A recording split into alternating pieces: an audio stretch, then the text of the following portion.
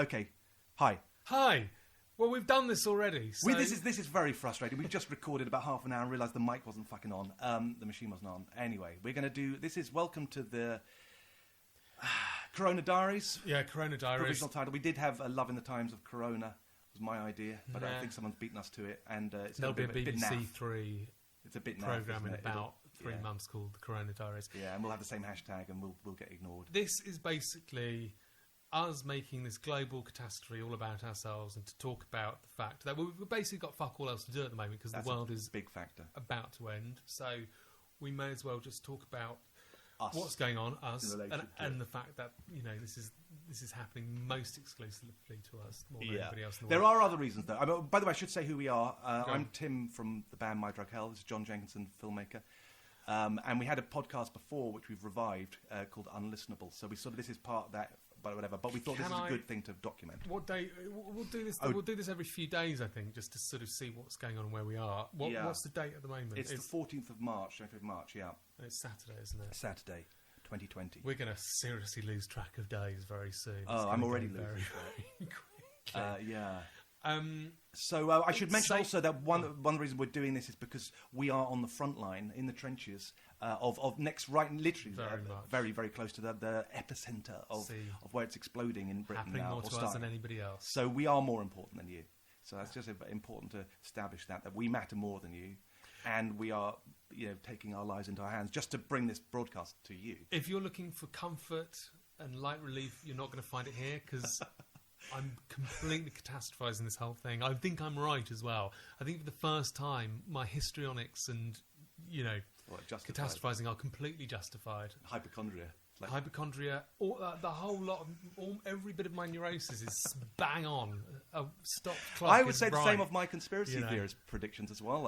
I've been, vindicated, I would say, on this one. I mean, in that, it's an option, the conspiracy theory, although I'm not really convinced of that yet. But it's one of the things. We'll talk about this. So why don't you say where you are with this today in a very therapeutic way? Well, I'm so philosophical at this point. I actually think we are going to face some awful shit. But I'm not so as worried about the disease itself. I think actually most people are going to be fine. I think the mortality rates... I've been looking at the statistics quite a lot for the last 3-4 weeks. Yeah, I have. I was one of the first, like I said. We're going to repeat stories here because we already did this this recording, and we just had about half an hour of chat, only to realise I didn't fucking press the on button. I'm going to act as if I'd never heard these before. Yeah. I don't remember exactly how to react to it. It's fine. So it's fucking annoying having to repeat these stories that were spontaneous half an hour ago, and now it's like, oh God, I've kind of got to mention this again. Go on. Anyway, I've got to go... Fucking yeah, because we're talking... I forgot my exchange on Facebook, which... We're not doing this word for word. Well, no, but it was good, though. It's good, because we're talking about, first of all... Let's just redo it. Let's try to see if you remember. See how close we can. Because there was a naturalness about it. Because we're exchanging stories about our anecdotes, about what we noticed, and how people were completely in denial. Some people were in denial. Some people are freaking out. Yeah.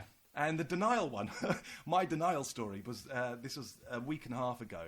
10 days ago, and this guy who I really would love to name because he's such a cunt, but he popped up on some friend's page and he put, this is his first post, 10 days ago, quote, COVID-19 has nowhere near the death rate of the flu. In fact, it's pretty much irrelevant in comparison, mate. The flu kills 56,000 a year every year.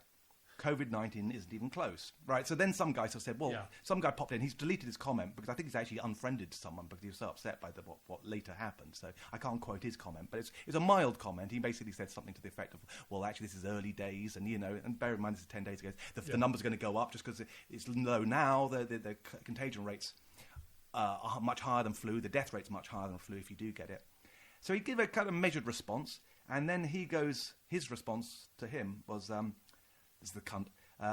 Oh dear, your ignorance is phenomenal. Sorry, dickhead, but you're wrong. Good luck. You're probably one of those doomsday cocksuckers. So at this point, and bear in mind, I've been following this, I was one of the first, to start panic buying. Yeah. I was an early panic buyer. You really were. I thought you were my girlfriend laughed at me because I bought a 9-roll pack of bog roll when we came back from a bar, and I said, well, you're going to be laughing at me now. I said, in 3 weeks' time, everyone's going to be doing this, and lo and behold, 3 weeks later, everyone's doing it. It was about 3 weeks ago. I had So I had some excess protein powder, which you asked for, because Yes. of coronavirus. Yeah, and I said to you my thought it's boyfriend, funny, "You're yeah. fucking nuts." Yeah. I thought, "Oh my god, listen to this. You're gonna love this." Paranoia pays off at times. Yeah. So anyway, he goes. Good luck. You're probably one of those doomsday cocksuckers, right? So then I come in because I'm like I don't like sort of. I was saying I don't like bullying. I'm polite with people, but when they're rude, then I'll take the side of someone who's being picked on or whatever. So I thought it was a bit unfair. So I just goes, "Your ignorance is quite astonishing." Then it kicks off, right?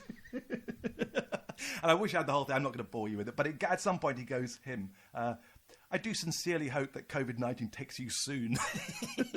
This is after insulting me personally, how I look, my family, saying my family would be ashamed of me. Now, it's just, I was mainly arguing statistics here. Like, I was just saying, well, look at the statistics. But the fact that people get like this, one, you say they're either in denial or they're horrible cunts like him. He's probably terrified. No, he's not. He's got kids. He's got a family, apparently. It's quite unbelievable if you see a picture that he actually, has even reproduced this guy. He's horrible. But he's giving advice to his family. I think he's starting to realise now as time's going on, he's giving me less replies. But it went on to 56 replies. You see, I was saying I had a conversation with my dad about a week ago, where I phoned him up and said, "Look, this is really shit. This is real. This is the big one. You've got to start fucking buying stuff, and you've got to isolate." And he got so angry that he hung the phone up on me because he's so used to me phoning with some catastrophe. Muslims taking over. Did an asteroid last week. Yeah. Fucking hell. Yeah. What's it now? Coronavirus? Yeah. So, but then he phoned me today to apologise, which was both great and terrifying because it was. I have he's the rational one. He's always been incredibly rational. He'd have happily gone to Wuhan and help out. Yeah, but now he's starting to shit himself, and he's a sort of very, very sort of stoic ex-airline pilot who doesn't give a fuck about anything, and genuinely he's quite worried now. Yeah, and that's he should be worried. I mean, like I say, I was warning people 3 weeks ago that this is the big one. I told you that, I can't remember because we might repeat stories because we did this earlier. But there's such great stories that we've got to repeat them. They're so entertaining. I've got a lot of them so much. I can't wait to hear them again. But what was the one I was going to say? What's the one? Go on. When I got the bog roll. Oh yeah, that bog roll story. The great bog roll roll story. that one out again. Yeah. I then quoted because my girlfriend was like, "What, are you mad?" And then I posted her an email the next day, quoting a song I wrote years ago about some guy who survives a nuclear war, and it's called "Everything's All Right." And the first verse it goes, "In my nuclear shelter, everything's all right. I'm happy as a king. Everything's okay." And all the ones who laughed at me, "Everything's all right," were begging to be let in. But I made them listen with my trusty old nail gun. And I said, that's what's basically going to happen. You're laughing now, but I'll be the last. Do you actually think that's going to happen, though? Do you think people are going to be roaming the streets? I doubt it. Because I think they're going to introduce martial law before they let that happen. But I think what might cause it... Oh, God, do you remember 3 weeks ago how fucking lovely life was? I know. It was just lovely. It was everyone's getting on so well. I'd go down to Hammersmith. I'd, go to the gym.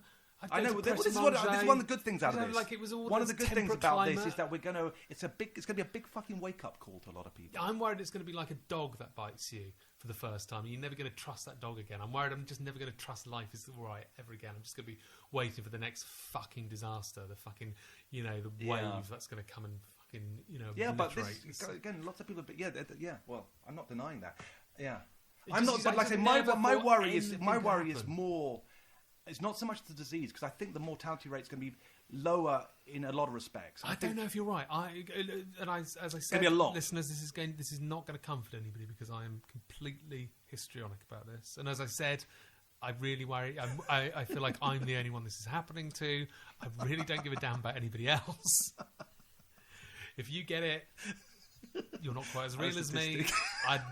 I'll be sympathetic, but fuck me, this is really, really. You need to tell them about your boyfriend's stockpiling. Did we do that one already? I can't remember. No. Oh, I'll roll out the boyfriend stockpiling story. Right. Well, my boyfriend, who's borderline Asperger's, didn't care until I sort of told him, and then he went from 0 to 100 panicking about everything. So now we've ordered a freezer. He's been cooking meals on a loop, so we've got an entire freezer stockpiled with various meals. I've been out panic buying oxygen So I've been around the posh pharmacies of Chelsea buying all the oxygen canisters up because I've got mild asthma. So anyone in that area who's got fucking chronic pulmonary fibrosis can go fuck themselves at the moment because I'm going to make... John Jenkinson bought everything. He lives here. Some very healthy-looking young man came in and bought them all up because he was worried about the possibility of something happening in the future. I'm terribly sorry. So, yeah, that's fucking immoral, right? But, you know. Yeah.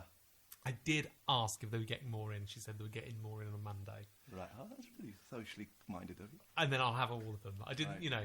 But, I mean, by Monday, fucking hell. I mean, who knows what's going to be happening, whether they're actually going to fucking make it back. I mean, they're probably coming from China. I mean, we don't know. But anyway, so, yeah, he's gone completely obsessive. And now the two of us are now living together in a fucking studio flat with my anxiety through the roof, with the freezer in the corner buzzing, a constant bzzz, and him in a sort of Asperger's whirlwind of trying to sort of sort everything out. So I was woken up this morning at 9 o'clock to go around all the local... We've done Waitrose. We now had to go around all the local sort of corner shops. Nearly said Packy shop. I have no idea why. It's the end of the world. I'll be saying N-words in a minute. Who cares? So we went That's a great thing that's going to come. It's killing political correctness just like that, this has, right now. It's amazing. I've already seen it.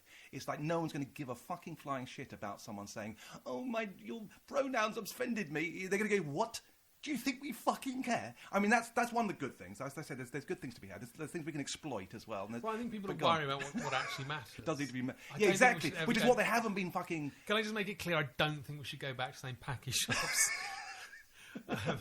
No, but on the record. Yeah, just in case you think that's the silver lining, I thought was going to come from all this. But the obsession with sort of woke shit is basically that's got to be over, right? It's dead in the water. It's already dead. It's already dead. I mean, I fucking hate all this shit. I'd go back to no, that. No, you wouldn't, because that was going in a very dark direction. We talked about this a lot. There was a lot going in a fucking definitely... No, but I mean, in that it was killing the arts and like had very ominous, potentious fucking future there. I mean, I know it seems like it's not that big a thing, but it actually was a big thing because it was killing everything. I remember my biggest worry was third wave feminism 3 weeks ago. Now it's being dead. Yeah, but that's because you're just taking for granted how fucking obnoxious it was that you couldn't even post on Facebook without someone going, no, you can't use that, man, it's offensive. And it's kind of like...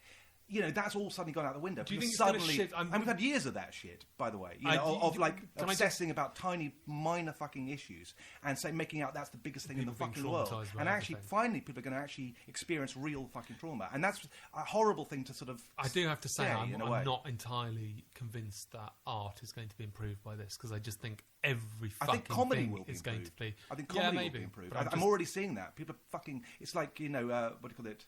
I was going to say tumour humour. What do you call it? Gallows humour. Yeah. You know, I've done it. I've been in dark places. I remember once I was in a really fucking bizarrely dark thing. I was facing fucking jail. I was facing being cut off from all my money. I had a fight with our bass player the night before. I hadn't slept in 2 days. I'd eaten a big lump of hash going through a board. I got VD, which I hadn't told my girlfriend about yet. And I had all this pile of shit that happened all in one day. And I got a note from... I got kicked out of my flat. I had a squat, and I was renting a boat as a security, and I just discovered that the boat had fallen through. So I suddenly was facing homelessness, jail, everything. Like say, a VD. I was covered in bruises from this fight with our bass player. I was going to be kicked out of the band that I was in, and I just burst out laughing, and uncontrollably. Nervous hysteria. I'd seen that in movies, you know, people kind of facing death and they suddenly start laughing, and I just thought that's bollocks. I literally couldn't actually control it. It was hysterical laughing for about a minute or two, and it was really weird. I wasn't affecting it. Producers. Yes, exactly. Yeah. That's it. It really was a weird thing, and it's like, fuck, God, this is an actual real phenomenon. And was it pleasant? It was just there was a kind of level of just like, there's nothing I can do. You know when what's the name? Is it Wilco? The band. Who's the guy from Wilco Johnson? Wilco Johnson, sorry, the band, Dr. Feelgood's the band. Yeah. When he was told he had cancer, and he suddenly sort of felt really good. And I'm starting to feel that a bit. I've been sort of like, you know what, it kind of focuses your mind. When you're facing kind of like death, I mean, you do as you get older anyway. You're always thinking more and more about that as well. All that shit. Really, but I stopped worrying not... about that shit. Oh, I haven't. It's like now I'm just sort of like looking out the window going, wow, look at the sky, isn't it great? It's blue. It's lovely. Fuck. I'm starting to feel, oh, smell the flowers. I'm getting a bit of that. That kind of like, I'm not so, at all. and you know when people talk about the war and like, you know, a lot of people say, oh no, the war's great, and you think, what are you talking about? I can sort of see that because you're all in it together, and you're facing a common enemy which unites you. It's not like Brexit, or whatever. Again, I think that's going to heal those wounds a bit. And everyone's facing the same enemy. It's not sort of, you know, the Republicans or Democrats, or whatever. We all agree that this is one enemy we all don't like, and we're all afraid of. It kind of going to have a bit of a uniting effect, I think. You know, I'm looking at the positives here because I know this shit.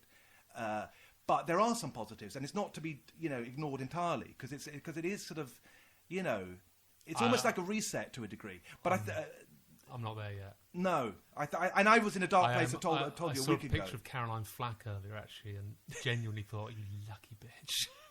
Not having to go through this shit. You picked the right time to get out of here. Well, I know someone who had something tragic. Yeah, I know what you mean. It's but I don't know. I don't know what to say. I think we're going to face a lot of sweet shit. little drugs overdose at 27. I'd be fucking out of this shit. But also, you know, you said this yourself. You said this yourself that when we get out of this. The sense of elation is going to be really huge. I hope so. And I think people are going to stop, you know, taking, you know, people are going to realise how lucky we've had it. There's a real sort of element of, you know, everyone moaning, the fact that millennial fucking thing, and moaning about fucking everything and being offended by everything. And you want to sort of say to them, it's like, do you not fucking realise, you know, you say you're the first generation who suffered. Do you not think about the people who went through wars, famines, fucking, you know, just heavy unemployment. They've just been whinging about the tiniest fucking things. How are they and dealing I'm not with saying this? they haven't had everything bad. Have you seen how they're dealing with it? Well, I have to say that because they're not going to be in the high mortality rate, they're probably not really giving a shit. But it's going to affect them economically and other things that's going to affect them. And I think they're starting to realise, even the fact we can't travel and go on holidays and whatever, it's like, yeah, it's a reminder of, you know what, you know, that's kind of like how the older generation had it. They never travelled. You know, there's a lot of things that you take for granted. You don't actually realise how fucking lucky you are. You're living like kings compared to 2 generations back. The kings of 2 generations didn't have what you've got to play with, the entertainment you've got, the fucking even the heating, you know, sort of hot water, those sorts of things. It's like they didn't have any of that shit. They had, you know, toilets outdoors and whatever. And you're moaning that you haven't got everything you want, or that people are offensive with their pronouns or whatever. They're gonna fucking just, you know. And we've been sick of that shit. People who've sort of, you know, I'm not that I've had it that hard ever, but I have had it hard. I haven't ever had it hard. Well, That's if you've been at boarding school, you've had it hard. I haven't. Well, it's all been lovely. It's been lovely. I didn't realise how fucking lovely it was until now. Well, there you go. That's what I'm saying. It's like, well, you know, I don't know about your school, but, you know, mine was fucking, you know, it was fucking freezing all the fucking time. It was hungry all the fucking time. All of that shit, I won't whinge on. But it wasn't that easy, you know. And, you know, and so many people have just never had that. They've grown up in sort of warm flats, you know, travel, entertainment. Never had to even buy a record in their lives. You never had to save up to do that, even. You know, just got any record and get any time, any movie anytime you want. Never had to go weeks saving their pocket money to buy one album. All that kind of shit. Yeah. Suddenly it's like they're going to actually go through something that's going to be really tough. And it's going to be tragic. And they're going to see friends dying or, you know, relatives dying at least. And... Do you know? Even though it's horrible, I think it's going to restore people's kind of sense of... I'm worried we're going to be traumatised and we're going to have just people got through fucking wars. No, but I'm worried we're going to have mawkish shit for the next fucking 10 years of We've already had mawkish shit. That's what all music's been. It's either been, you know, bollocks, you know... meaningless shit, or kind of like no, but I'm worried we're going to have endless the coronavirus, I lost someone in the coronavirus. You got your coronavirus, but that's what happened with wars. Yeah, probably, but no one's going to really listen. The glorious dead, constantly for the rest of my fucking life. It's my life this is ruining, you know. Really feels like that. So annoyed. Yeah. It's all going so well. I'm also right. I'm on the downside. I'm having a good time. I've entered the twilight of my years. Because of the thing, I'm writing something at the moment. I'm writing a script for a feature film, and I'm wondering, is that going to be in any way relevant? Yeah, I know what you mean. Is it like... I've been writing an essay on psychopathy, which is about the global takeover. Even that's suddenly got out of date. I know, even though it's about kind of... I just feel like, oh shit, that was relevant 3-4 weeks ago. It's really the big... But now this is the number one threat, instantly. But is every fucking movie going to be like, oh, 2 people who fell in love during the coronavirus? Yeah, probably. Oh, God, Russell Tovey falls in love with blah, blah, blah during the coronavirus on a Only housing for his wife estate. to be struck down in the plane. Is this going to be... Yes. Oh, God. Yeah, probably. Yeah. But I don't think we should really be thinking about that too much. I mean, not the biggest concern at the moment. What Russell Tovey is going to be doing in 12 months' time. No. What do you think is the thing we're going to need to be worried about? Well, the main thing we were talking about, it's annoying because we did really cover some quite interesting I things. can't remember what we did. But anyway. there's 2 approaches to this. That seems to me is one is you isolate everyone. Yeah, I'm really weird. There's a line that I said in the other one. I'm really annoyed that I can't. Anyway, I made a good joke in the other one as well. Oh, well, so not frustrating. But I know. Sorry, I made a good joke about your boyfriend and the freeze. Not that good a joke or anything, but it was quite added a bit of colour to the story. I felt comparing it to a sci-fi movie, and we talked about people surviving it, people with Asperger's that we knew who never go out anyway. Because I've got a friend who's got mild Asperger's. He hates people. He never goes out. And I was saying that he doesn't even read the internet. He barely looks at anything. How does he not read the fact he could come out, well, he just doesn't interested. He reads books and stuff. I really admire him actually. I think he's got a really good attitude. He hates people in general. It's like great attitude. Well, he hates most people, which is actually not a bad kind of default position to have in some respects. I'd say only about 10% of people are actually worth spending a lot of time with. Even 5% probably. So he has that attitude, but he doesn't go out for ages. And it's like a real, like, he hates it, like if he has to go out, unnecessarily. And I could easily see him just sort of, he could have emerged 6 months down the line, sort of for the first time in 6 months, and gets out and goes, something happened? Is it a bit quiet today? and people like that will survive. As you said, in fact, your point, the meek shall inhabit the earth. Yes! Yes! That was a great line. It was a good line. The meek shall inherit the earth, because maybe that's what this is all about. Maybe we're going to biblical fulfilling some fucking prophecy. Have you looked into any of that? There's got to be some. There's got to be. Well, we've got the plague of locusts we just had, didn't we, just before this kicked off? Did we? Yeah. I missed that. Oh, there's a plague of locusts in Africa, I think. Oh, in Africa. There's a few other things. But another thing that's quite interesting is that we went into this just as Mercury went retrograde, if you're into astrology, which affects communication but also travel. And that was pretty much the day. It was about sort of 20 days ago, something like that, that we went into. And we came out of it about Tuesday. I mean, then again, things have got worse. Yeah, I was going to say, that doesn't really... But yeah, I shouldn't have said that, really, should I? But anyway, fucked it. But it was kind of interesting that it affects travel, because that's the first time that you've actually seen global sort of travel stopped.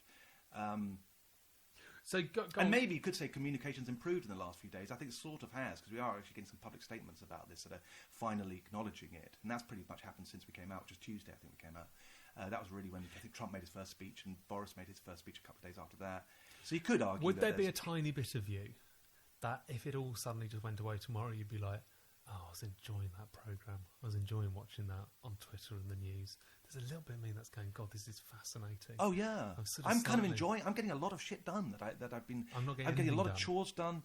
I've been working a lot of art projects, recording stuff I would normally whatever. Because I've also the prospect of dying, because I thought I've had a cough for the first 2 weeks as well. Remember that? I happened to get it right. Is it fucking had a genuine cough, and it's like that. And I'm really worried I'm going to get it from you. As well, if I would have shed it, I'd have finished by now. I'd be safe by now. Right. I can't remember what I was saying with that. But yeah, I kind of enjoyed it to an extent, because I've been getting a lot of shit done. I don't know how you're I'm doing not feeling that. guilty about just doing nothing for an hour or two. Because there's nothing I can do. I've not been going out much, but just little forays into the bar of doom, actually, that I go to. That's quite interesting, because that's in the front line. Like I say, we're incredibly brave. but it's dead. It's amazing. Hearing some interesting stories. I didn't tell you, I was in there the other night. There were just 2 people in there, two girls, lesbian couple, or this. And barman, I ended up giving advice to them, because one of them went to the loo, and I said, how are you doing? Are you enjoying the fun? And she said, I'm having pains with my girlfriend. And I said, well, that's how we all have to deal with life, honey, if you're straight. And she said something about that she was getting paranoid about the virus. I said, well, actually, she's right. You do need to be washing your hands and doing all this stuff. Anyway, after we left, the guy at the bar said, oh, she's apparently quite well. She's got a load of followers on Twitter or something, or followers, like 1 million or something. I said, oh, and he looked up a name or something. Yeah. Anyway, when I got home, I Googled it, of course. It was a porn model. So I was giving advice on the coronavirus to a famous porn model. That's going to struck. Can you imagine having well, I know people? I was also thinking prostitutes. Oh yeah, porn. I've been thinking, all I want to do now is go and get a fucking prostitute and a bag of cocaine. But you can't even do that, because you just feel like the whole sort of wartime fucking decadence and just fuck everything. Well, apparently a lot of people are still going for it on that scene. That there's an orgy party that they haven't cancelled because I can see it. I said it to my girlfriend about this because we kind of know people who in that whole scene quite closely. And I said there's going to be two kinds. It's going to kill it, and or you'll have the hardcore ones who just don't give a fuck. The hardcore ones who don't give a fuck are going to be the ones who got it. They're going to be the ones who got it because they're going to be the ones who aren't, And that's apparently exactly what's happening. I think it's from this thing. Like they still, the party's still on this orgy.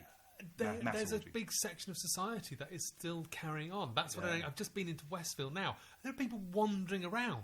Just normally, and like with families just talking, and I saw lots of people hugging last night. It's like, hang on, do you not realise? This may be the time you. Yeah, I said Anton Deck is going on tonight. Anton Deck with a live audience. I work for a company that does TV audiences. They've just cancelled Loose Women, by the way, permanently. It's not been announced yet. Right, I told you there's some good sides to this. No, it's still going on, but without an audience until they realise that. God, there won't be anyone to keep them in their place a little bit, Well, sort of go, oh God, shut the fuck up. But the voices, the TV show The Voice, that's recording tomorrow with a 500 audience in a fucking marquee. Really, yeah. I mean, although again, the Boris conference, which I would suggest, because I was talking about this with the barman yesterday, he was saying it's insane what they're doing, not closing the schools and stuff, and I kind of I did agree. Do you think this is a good idea? I did agree. Well, this is what I was saying. I think there's two approaches to this. Most are following the first one, which is basically isolate everybody, contain everybody, don't let anyone go out, and hope that you go 3 weeks without a single case, and then you can say, oh, we're free. But the trouble with that policy is, one, it probably won't be 3 weeks. It'll probably be nearer sort of 3 months before you get that kind of thing.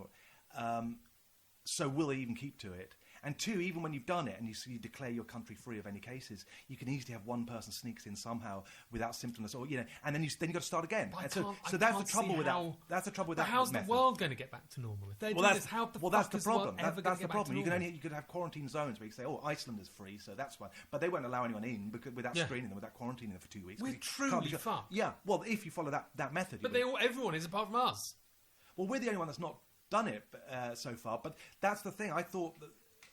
I would recommend watching the whole conference, not the first half, because it's got two medical experts, and they're fielding questions, and they do actually explain all these questions in detail. And it's actually, I started off thinking this is insane. I do think they were wrong on not quarantining at the airports. I think that's insane. Yeah. But I think the idea, what they're saying is completely the opposite to what everyone else is doing, but I think it kind of makes a bit of sense, is that basically everyone under about 40, you've got almost no chance of dying from it unless you've got an underlying condition. It's like 0.5%, if that. I don't think that's 0.2%. Right. Well, that's the current statistics. Fine. And the elderly and people with underlying conditions, it goes up quite a lot from 60, 50 even it starts. But pretty much everyone under there, you really have got the same likelihood as dying from the flu. And no one panics about the flu. I mean, yes, it's unfortunate, but you kind of don't go into emergency mode just because of that. So Boris's method, and like I say, you've got to listen to the whole thing, because I know people hate Boris or whatever, but you've got to... You don't want to let that contaminate your actual view on what's actually happening and what's the right thing to do just because you don't like a politician. You've got to think, well, what is the right thing to do? And he explains the reasons for this. And I think he's got some point, which is basically, it's unrealistic to get people to go into quarantine for sort of 3 months. People are going to break... It's not 3. It wouldn't be 3 months. It would have to be 12 to 18 months until there's a vaccine. And that's if you can get a vaccine. I mean, they've never got one for any coronavirus so far. There's no vaccine for any coronavirus. I don't think so. So there's no guarantee that you can even create one. You might. I mean, but a lot of vaccines don't work, or they turn out, there's not a guarantee that, we'll have one. Don't tell me that. Yeah. That's all I'm going to be thinking about now. I thought that was pretty much so assumed his approach, which is backed by, it's not his idea. It's where are you getting that? No coronavirus has got... Well, I've read it. I think it's true. Jesus. You're going to be, if anyone actually bothers to listen to this and there's a comment section, I'm going to be crucified, I think, for if that's not true. But I think that's true, and all other things that I might be spouting bullshit. So take it. I don't even know what coronavirus is. Well, it's a group of viruses. But it's not flu. No, I don't think so. There's coronavirus. I think it's different. Right? Yeah, it's a small group of them. Right. I think. Yeah. Anyway, so you have to listen to this whole speech to get it. You have to hear what the medical advisors say, because that's actually, they answer these questions, like, why aren't you closing stadiums, why aren't you getting kids from closing schools and whatever. And I actually thought it made some sense, because there's a few things. It's mostly practical. It's like kids are going to, basically, if you keep them at home, who's going to look after them? I mean, the parents have got to go to work at some point. So you're going to leave them with the grandparents. Yeah. There's all sorts of practical problems. Not everyone can afford to stay at home. And, they'll spread it. So actually, really what you want to be doing is protecting the people who are vulnerable and making sure the hospitals aren't overloaded. And minimising it. And their attitude is more or less, in a nutshell, is to basically spread immunity let it build up among the people who are pretty safe. And then you've got sort of kind of a collective herd immunity. Yeah. But protect the people who are vulnerable and kind of basically to avoid the big spike. Because if you have a big sudden spike, which is what we're seeing almost everywhere, but not in some places. I don't think Singapore had one and a few others because they managed it better. Yeah. And if you avoid the spike, then the health service can deal with the people who've got pneumonia and the real dangerous stuff. But in Singapore, and then you can reduce the death rate. Can I just go back to you when you said in Singapore they've handled it better? Are they not quarantining? I'm not quite sure. I don't think so. I think they're being much more careful about certain things, but I don't think they're doing full quarantining. I'm not. Okay. Again, I might be wrong. And so there's a lot of sense to that, like managing it rather than saying, right, what we've got to all go into lockdown because if it's going to make no fucking difference. It's not going to be. It's not going to be effective. You won't be able to maintain. And how long are you going to keep that going for? We're going to have the whole world in lockdown. There's always going to be some countries going to do it, and you've only got to have someone flies in a fucking plane, a private plane. And now that all my work has been cancelled, and my boyfriend's working from home, I'm thinking I just fucking quarantine myself for 12 months. Yeah. It's fucking 12 months. Yeah, but it won't make any fucking difference. But if someone else has got it, then what are you going to do if it's not gone by then? You're still going to go, oh shit, I can't do another year.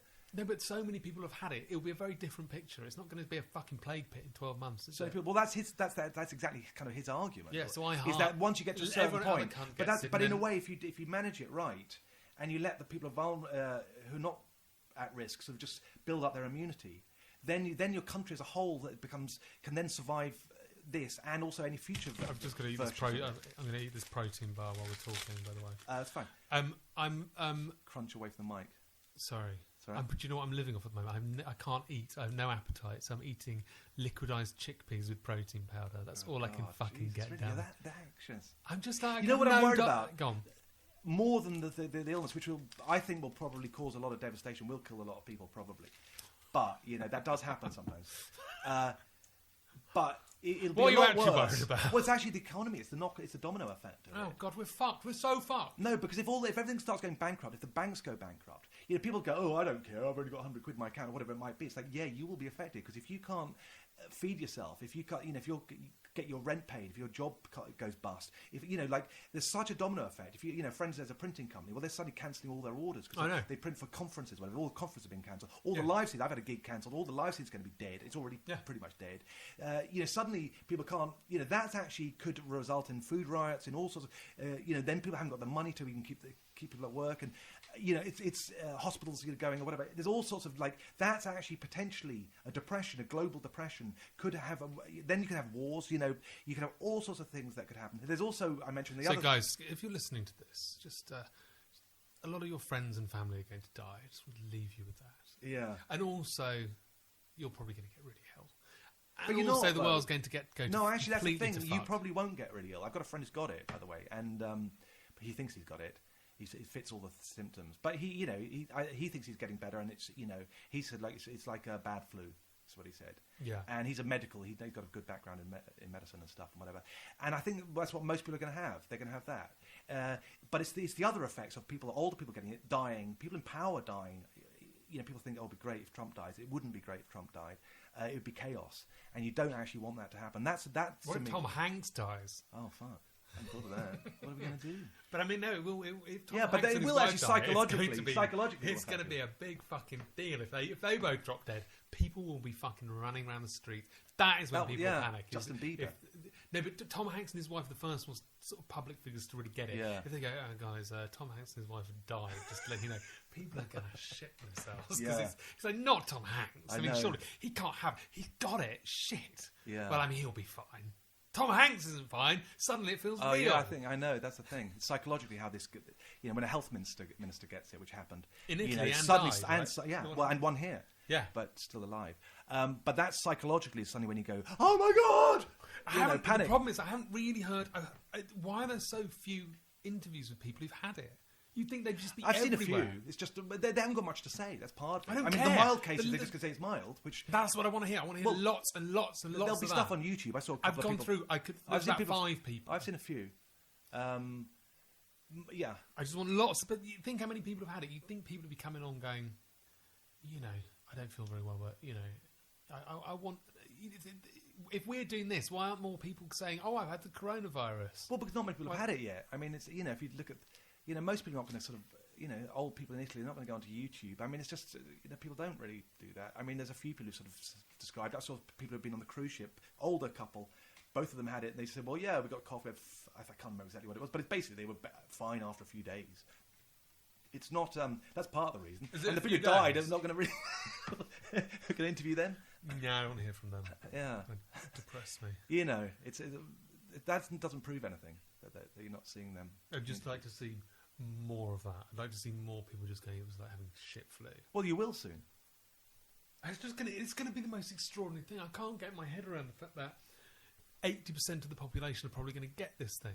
I mean, it's yeah, but like I say, if 80% of those are mild, yeah, but how we and of the 20%, what is next? What is the next 2 months? Most of in the 80s. It's going to be people do die in their 80s, and it's sort of it's horrible, but it's also it's a sort of thing as World War II or World War One, where all the young people died. I mean, I'd say that's a hell of a lot more frightening, really. Well, even Spanish flu, that was everyone. The fact that the younger people are not going to get it or not going to be devastated by it is something to be grateful for, at least as a pandemic goes. It's yeah. But like I say, my fear is the economic thing. There's a few things. There's unintended, unforeseeable things that could happen. You could have a nuclear inspector who's an expert who runs a power plant. He dies. And suddenly everyone goes, oh, shit. But the national grid. I mean, the national grid. There's all sorts of things that just think is happening, and it's not. Or you could be invaded by... some government could say, this is the time to invade somewhere. Because they're completely in lockdown, they won't know what the fuck to do. That's the sort of thing. People, what's the phrase? Never let a crisis go to waste. Politicians could be passing laws under the guise of, whatever. That sort of shit. That's what psychopaths do, and that's a worry. The other worry is that it's man-made and it's deliberate to crash everything so that they can take over. That's a possibility. It came out from right next to where there's a biolab in Wuhan, 7 miles from it. Yeah, but it also came out from a wet market where they raw chicken and monkey paws. Yeah, so it could. There's a few options. Either it just came out from the market and it's just bad, whatever, it's bad luck. 2, it's released accidentally from that lab and just came out there and the market was just a coincidence. 3, it was released and it was deliberate. I don't see how releasing something like this could be beneficial because it's too like I say, volatile. because you create chaos across the world and then you can introduce your new world order. Yeah, but when everyone's down and you're in control and you've given given yourself emergency powers, I mean, and also you can kill a lot of enemies with something like this. You can bump people off and everyone will just give them a heart attack and everyone will assume they died from the virus. You can cover up. You can be bumping off anyone you want right now. You can get up to all sorts of shit in a situation like this. No one's going to be investigating those cases too closely. If you really want to be psychopathic about it, you can, use this as your great way. Especially because, like I say, the globalists are in trouble right now, or were. Like a lot of people are starting to get wise up to what psychopaths they are, and that they have been trying to take over the world one way or another. And and they haven't got control over a lot of political things in the last sort of 3 years. Trump got into power. That wasn't what they wanted. They got another election coming, which he looks like he could well win. That's not what they wanted. Is that even going to happen? I don't know. We'll see. Brexit was a disaster for them. So it's kind of like they could have said, right, okay, Samson option. We didn't want to do this, but let's fucking do it. It does feel like... And they released it. You've got to remember also when people think it's a conspiracy theory, you've got to remember, it's not a conspiracy theory that they make bioweapons. We know that for a fact. That's not denied, that they work on viruses and they're creating viruses in labs that we don't know anything about what they do. Why would they even do that? I mean, unless they're using it as a potential weapon. I mean, why would they develop weapons just to sort of not have them? I mean, you've got to think that they've got a plan. They've got something they were planning to use them for. Yeah. Warfare, of some kind. But so it's not out of the question. But would you not? How do you control bio-warfare? Well, it's difficult to control. That's one of the problems with it, I think. That's why they don't tend to do it, because it's how do you stop it from spreading? But like, say, if you to your own people, I mean, it's... But if you've got a vaccine, you see, if you develop the vaccine at the same time, then you can give your people immunity. Let it devastate sort of 50% of everyone else. And, you guys are all fine. Like I say, bump off your enemies. That's a possibility. That's what was freaking me out a week or so ago. And I suddenly sort of hit me. I thought, fuck it. It's when that health minister got it. And I thought, what are the odds of that health minister fucking getting it? You know, that was a week ago when there are hardly any cases. You know, and there's another health minister, as you say, wherever it is. Where's the other one? Who died? I think the one in Italy's died. Yeah. I mean, what are the odds of that? You know, it's not the health minister, I realised, in the English one. It's one of a group, so the headlines look more scary than it actually was. Right. But it's still odd. So that's, but it's so yeah, it could be that. It's not out of the question that they could do that, saying like, let's do the Samson option. We'll just cause devastation, and then we can finally bring in a new world order. All the pieces when all yeah. So that's something to look forward to. Yeah. Option 2 is that they're going to use it. Never let a crisis go to waste. And even though they might not have attended it, they thought, actually, this is a great chance for us to do all the shit. And option 3 is that it's natural, and it's just. Anyway, I pray it's an option 3. And then that's just a question of how do you deal with it. I just think the way I suppose Trump isn't. You'd say Trump isn't part of the elite. I don't think he's part of their cabal. I think you can hate him, but it's clear he's not really. He's his own money. They wouldn't have been trying to take him down so desperately for so long. He's floundering on every fucking thing. Making a complete he's not handling this well. You know what? He has a tendency to fuck things up in the early days and learn from his mistakes. I've noticed that with a few things. He'll do stupid shit. And then he'll sort of actually get wise to it, and he doesn't tend to apologise. He doesn't go sorry, I shouldn't have said that. But he does, like when he first became president, he was doing stupid tweets and whatever. He's modified a lot of that stuff. I think he's even just changed his policy about he's shut down the airports, but he had England as an exception. Well, I thought that was stupid. You either do it or you don't. I don't know what he's playing at there, but within a day or two, he's now included the UK. But so I think he's sort of learning on the job. I'm not a massive basher of Trump. I don't think he's, orange man bad. But I think this is the first time I've really thought he's fucked. Yeah, but it's also like, what the fuck? That's another problem, is that if you want to get rid of him, is you give him a bad advice. I mean, that's a great way to take down a leader. Is you get your advisors to tell them to go, look, what you got to do, Mr. Trump, right? Is that the virus is fine. It's nothing really. What you've got to do is just reassure everyone. That's what we've really got to be careful. So you go out there and you just say, I'm not worried about the virus. I'm shake hands. You do all of that, and then that'll send a good message. And he goes, okay, are you sure about that? Yes, we're absolutely sure. And you set them up for a fall. And Boris sort of like. Why the fuck was Boris going around saying, "Oh yes, I'm shaking everybody's hands"? Yeah, it's fucking stupid. I mean, I stopped doing that 3 weeks ago. So damn obvious. I think it's a good thing. I think we should stop shaking hands anyway. Yeah, me too. And kissing on the fucking cheeks. I'm glad to see that end. Yeah, fucking bring back stiff upper lip. I reckon there's a lot to be said for that. The stoical fucking view. I've always thought that there's a lot of sense to some of that shit. Yeah.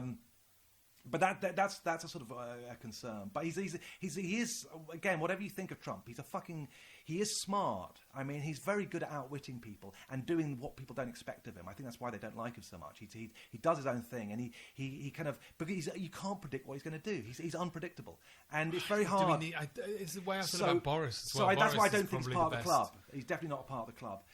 He's not doing what they want. He's spoken out against things. He's spoken against the Federal Reserve. This is another whole topic, but it is. How long have we been going, by the way? Because people 42, are actually. Yeah, people might be. But it's. I think 45 minutes is probably pretty good. Okay. So 3 minutes. Yeah. Go. So anyway, he's a bit alarming to have him in charge, but also he's prepared to do stuff that other people won't. And I think the same with Boris a bit. He's, whatever you think of him, again, he's not doing. He's doing what he thinks is right, I think. Right. And I think he'll either be proven to be completely wrong, and he'll go down in history as the guy who killed a lot of people that shouldn't have died, or people will all start going, actually what Britain's doing is what we should be doing. Right. I think one of those two options is probably likely to happen. And I think he might be right. I think he might be right. But you spread immunity and you avoid that spike, and then you can manage the cases. That might be the best long-term thing. I can't see how we're going to avoid complete fucking catastrophe. It's the economic meltdown. That's the one. You get a global depression. We're going to have a global depression. How are we going to avoid the spike? How are we going? He explains how to avoid it. Yeah, but I don't think we can. You manage it in the early stages, and then you don't completely panic, you don't whatever, but you also wash your hands and you reduce infection rates, and you manage the health service so you don't just take in everyone who's got it. You say stay at home if you've got it, and you'd say don't go out unless it's serious. I mean, things sort of practical measures like that, which I don't think Italy did. But are we going to be able to avoid? We will. Having hundreds of thousands of people. I don't know. At the same time. I think you. Well, I don't know. Again, it's sort of no. I don't think anyone really knows. But I think that might be the best overall approach because. Okay. And he said that they're learning that these things might change. For example, he mentioned about stadiums and whatever, why he wasn't closing them down. Yeah. Well, his argument was that basically you don't really get a massive spread in a crowd. You get like, because one person is contagious, they might if they are contagious, they might give it to one or two, but you don't get one. They don't then pass it on until a week later if they get it. Yeah. So actually, it's not as scary as it seems, and it might actually be better again on an economic level that you don't let the whole of England grind to a halt, because then you get all sorts of other problems with the economy. So it's one of those really difficult situations where you're caught between a rock and a hard place as to how you manage this. But I can see some logic to that. And he also did say, expect this to change, which I thought, like I say, so he said, expect this to change, which it has done. Today, they have changed their view on this, so they're stopping big events, I think. Yeah. But what was the other thing he said that was, I thought, well, the other thing I liked about what he said was that he was transparent about the figures. He said it's actually probably a lot more than the official figures. He said it may be 10 times this. And he said the upper rates of how many we might see getting it are higher even than Merkel was predicting. Yeah, she said 70%. The medical advice said it may even go 80%. You know, did we do my maths on this and this one or the one that we did before? We did the one before. Yeah. So, and we really fucked it up and couldn't get through the numbers. Yeah. So let's try it one more time, because we've got a couple of minutes. So, 66 million people in the country. Yes. At the moment, okay. So if 80% get it, that's about 50 million. Mortality rate, which I'm not sure about, but they're saying they think it's about 1%. 500,000. That's what he said. I think he's a bit wrong on that. Actually, I think it's higher. The mortality rate at the moment is 7% of closed cases, but that's going to be higher than average because they're missing unreported cases. And it's these are very early days. It'll level out. He thinks it's going to be less than 1%. I think it's going to be close to 5%. I'm guessing somewhere between those two. I'd say 2%. If we go 2%, but it could be less. If we go 2%, that's if you look after the older people and you really protect them. No, we're not going to be able to. It's going to be fucking nightmare. Well, more people are aware of it than they were in Italy. We're lucky that we've started possibly making some plans earlier. Anyway, if they're right and it's 1% of if it's 1% die of 80% of the population, that's 500,000 people going to die. 500,000 then, On average, 500,000 people die each year anyway. Yeah. So basically, what you're seeing is, and of the same demographic as well. Yeah. Mostly older people, but quite a lot of young people, suicides and car accidents and stuff like that. So young people will die. So what you're essentially saying is just 2 years worth of people are going to die. Yeah. In 1 year. Yeah. So if I said to you, by the way, this year 500,000 people are going to die, next year 500,000 people are going to die, young people, old people, it could be you. It sounds really scary. Yeah. But that's what I'm sort of doing. The more you do the maths on it, the more you go and go. Actually, for example, hardly anyone you're going to know under 40 is going to die. There is sort of suggestion that there's mass graves in Iran and China was, killing, throwing people into the... That's the thing, you don't know what to trust. I don't fucking believe it. We're way behind. I think... It's possible. It's possible. I think there's other factors, by the way, that could influence, like heat, for example. I noticed that Iran's figures, again, it's whether you can trust Iran's figures or not. Italy's, I think you can probably trust.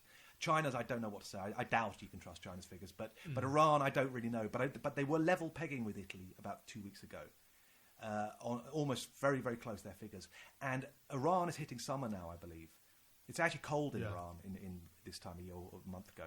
Right. So basically all the countries where it was really booming were cold at the time. All the countries where it wasn't, like Africa, India and stuff, I think it was hot at the time. Yeah. Australia, I think. So it's quite possible. And Iran's figures are now going down comparative to Italy, whereas Italy's still not that warm.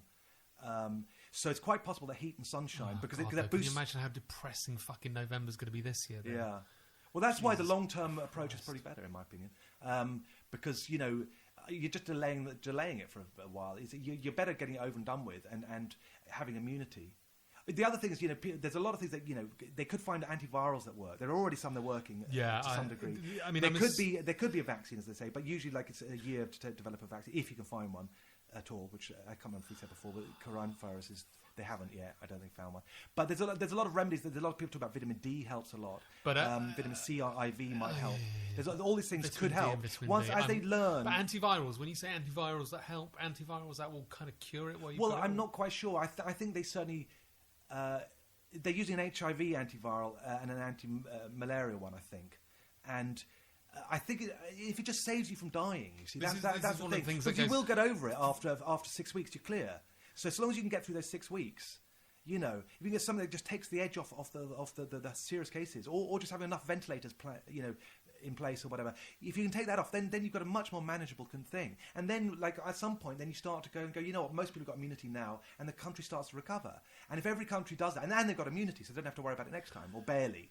I mean, if you think about... it's not all but doom and gloom. If you think about 1917, like how primitive... Yes, exactly. Although they weren't travelling as much as we are. And that's another war, though. It was going with the soldiers everywhere. But, you know, if you think about the global communication, the, you know, scientific advancements, you know, we're probably not going to be as bad as that. Well, the trouble is we've got travel that's going to bring it back all the time, which they didn't have then, so they could have contained it to a certain extent much more easily. Hardly anyone was flying. No one was flying in those days at all. I mean, it didn't exist. Hardly did planes. I mean, boats presumably is a bit of... But I mean, quite easy to contain that, whereas now you've got that problem, and that's global. That's happening for the rest of the time. Yeah, but once it's in the country, you know... But that's why getting your whole country immune is one of the best ways to manage it, I would have thought. Because then you're long-term able to relax a bit. You know, go, well, I've had it, you know. And you just got to make sure you've got enough beds and everything ready for those serious cases. I think there's a lot of logic to it, but I'm not saying it's the right logic. It could end up being the worst thing to do. I don't know. But I think it's worth considering and not dismissing just because you don't like Boris Johnson, which is I think people are doing. I think you've got to look at this level-headedly. I'm just trying to think if there's any topics we've missed, because there were various things about what we predicted. Did we say about the woke thing dying? Because I think that's the first thing that's going to happen. I think it's done already. Actually, it's over. It's good. R.I.P. woke. That's the first, you know, mortality in this country, and I think that's a good one. Fucking very happy to see that fucking bullshit going about. You've offended me over everything. No, that's good. I just don't see that happening. And you're not even going to go back to it either, because people are going to be... Everything's changed. Yeah, it's not going to come back. That's my prediction. Were there any other predictions? I think Greta is in trouble, especially if heat turns out to be the cure. Everyone's going to go, we need more global warming. I don't know. I don't know if you're right about that. Well, we don't know if it will. It's made me actually start to go, oh God, maybe we need to be sure of all. We're a little bit more vulnerable. I just don't think so. I think people are. Well, anyway, it depends on your stance on that one, really. If you think it's the emergency she thinks it is, I personally don't think we're nearly. I think they're overstating it by miles. Anyway, for now, that's going to go on the back burner, I reckon. I think the other thing I predict is people are going to actually unite a bit after the Brexit stuff, and even in America with the Dems and Conservatives, Republicans, I think they're going to come together a bit, and I think it's going to heal some divisions because we've got like a common enemy, you know, that can affect us all. And I've noticed people already being nicer. I don't know if you've noticed it, but I've heard a couple of other people say it. People being more respectful to one another, friendlier, almost grateful. Also grateful. Well. Yes, I was going to say grateful for company. Grateful for other people's company. I've become a lot more like, hey, do you want to hang out? Or just talk on the phone. I really need it. You know, I'm normally quite. You know, don't depend on that too much, and I'm already like that. And I think people are going to start to value. About going for a walk in the park. Yes, that's right. It's my buddy. You know, I think people are going to be a lot more grateful of one another. How lucky we've had it. And I think people are going to sort of stop taking shit for granted so much. And I think people are going to... I think it's going to unify people a bit. I hope. I think there's other problems, like you could have a war, you could have cunts armed on the street, to sort of... You know, gangs could do... You could have a prison outbreak even. And, you know, there could be things like that could happen. You know, and... But like I say, I'm trying to look at the bright side a bit, and I think that's one of them. I think. Are we going to stay in London? I think humour's coming back. We're going to stay in London. Irreverent humour's coming back. We're going to stay in London. But you and I. Yeah. We're going to. I think I'm going to brave it out. I think. I mean, I can sort of buckle down a bit here. It's, you know, I don't know. I don't think it's the mortality rate that much to be scared of at our ages, and it's. I don't think it's. I think if I was 80, I would get out. But no, I'm not there yet, thankfully. I'm just trying to think if there's any other... we'll do another one of these again. I mean, I'm sorry, guys, if you've been listening and we've waffled off on tangents. It's so annoying that we switched off the fucking thing. Yeah, I know, it's just going to make me feel worse. Well, no, I mean, it's like just basically being invited to the pub and having to sit quietly. I know, and you can't even join in. Yeah. It's like listening to a mobile phone. I'm aware of how... But you never know, there might be people who've got nothing to listen to and haven't got anyone to hang out with. So we'll just keep... We'll do this and see how... Open borders is over and done with, by the way. Another prediction. All that notion of open borders is a great thing. That's out the window now. People. I mean, there are a lot of reasons why I don't it's think it's going to lead insanity. to more racism, though. I don't think racism. I don't think in that respect. I mean sensible border there's been control. a lot of people. The idea that just invite everyone in. It's like I had a debate with this argument with a couple of people about this 2-3 weeks ago, and they said, "What do you think about open borders?" I said, "They're insanity." This is before this came in, so it must have been about a month and a half ago. Yeah. And they looked at me like I was insane. You're like, "What?" But it's a great idea, and everyone under 40 these days thinks open borders is a brilliant thing. They've had that through their schooling and everything. Like, it's a great thing. Well, why would you object to that? We don't want governments. We don't want borders. We want a free. It's like they don't realise who's going to run that? Well, you need a government, don't you? You have one government. So that's exactly what the New World Order wanted. Do you not see the danger with having one government? It's like, what if they get it wrong? What if Trump's someone you hate is in charge? Oh man, there are so many. So I think open borders is out. That's a goner. Fuckheads who are going to. So you're actually much safer if you haven't got open borders. You've got to be a little bit fucking careful.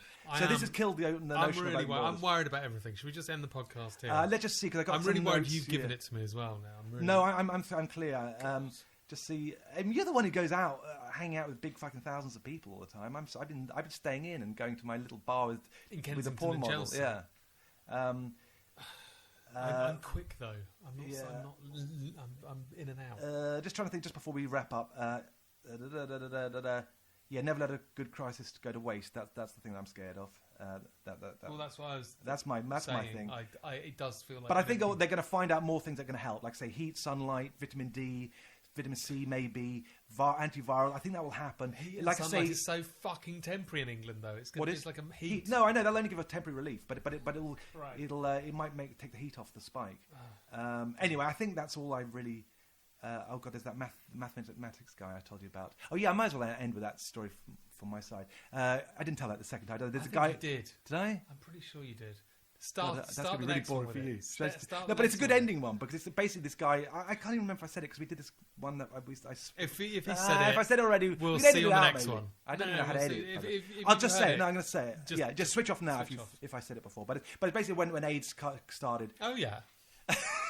And I helped a girlfriend move into a place, and it was a mathematician who lived there. Yeah. And AIDS was kicking off, and everyone was like, "What the fuck?" And he just said, "Oh yeah, I've done a graph here and he basically predicted. He said, if everyone has sex with this, on average we have 5 partners each or whatever." He says he reckoned within a year, like 90% of the population would be dead. Right? That was his prediction. You definitely told this story twice. Did I? Yeah. Oh fuck. Anyway, but basically, look how wrong it was. So that was my point. So I think these doom and gloom things, people don't always take on board sort of things that are big. And this will apply to me, because I could have got this so badly wrong, it'll be immortalised as well. Guys, it might only be as bad as AIDS. Yeah. So don't worry. It'll be fine. Just a little bit of AIDS. See you later. Touch of AIDS. Good night. Thanks for listening, if you're still here. Bye. And we might do another one of these if we haven't. No, we will do another one of these. I'm going to go fucking mad if we don't. Okay. All right. All right. Bye.